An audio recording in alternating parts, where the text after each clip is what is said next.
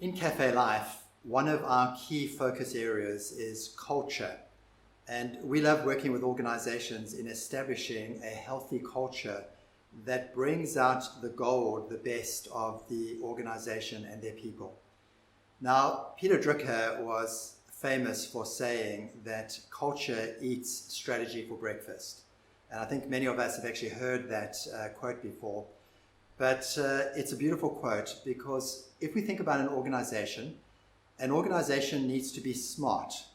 They need to be strategically strong. They want to have good people working for them who functionally know what they're doing. But they also need to be, what Patrick Lencioni says, healthy. And healthy is what we mean by culture. Sometimes people can be very good at what they do, but they don't want to be there. And when they're together, they don't multiply potential, they actually divide. 1 + 1 is less than 2. Culture makes 1 + 1 greater than 2. Now, John Kotter, famous change and culture expert, beautifully puts culture as the following. Culture is the habitual, observable attitudes, beliefs, and behaviors of a community of people. In other words, culture is what we see people doing when they're walking, when they're talking. It's the body language, it's the attitudes which are seen. And sometimes you walk into an organization and the culture immediately connects with you. It's as if there's oxygen in the room. And sometimes you might walk to a group of people and you sort of say to yourself, I don't know if I want to be here. Now, culture is great work. We love doing it. It's exciting work.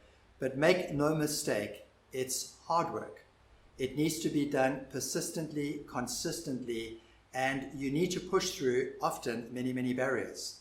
But there are certain steps to culture that make it easier, and that's where we come in.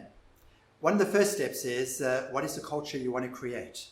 I sometimes walk into organizations and you quickly discover that leadership don't quite know what the culture is they want to create. So culture starts with definition. If you don't define it, you might get the culture you don't want. You're leaving it up to accident. So we define culture. But once we've defined a culture, we need to activate it. And activating can be exciting, just like you activate a brand. And there's a whole lot of different activities that you'll do. But activation is about repeating the message over and over again in many different formats so that it moves from consciousness to subconscious or non-conscious. And Cafe Life gets involved there as well. Not only that, we need to move to a third step. And third step is supporting people through learnable skills, through language that enables them to actually live into the culture. Sometimes we find ourselves with a culture that is not achievable or attainable because people don't have the tools to actually live into it. And then fourthly, culture is very, very much around measurement and feedback. If we have got strong mechanisms which support how well we are doing the culture, or where we maybe need to make some adjustments, or where we can support people more, the culture is more likely to succeed. So think of culture in those 4 steps: identify, activate, support, and feedback mechanisms.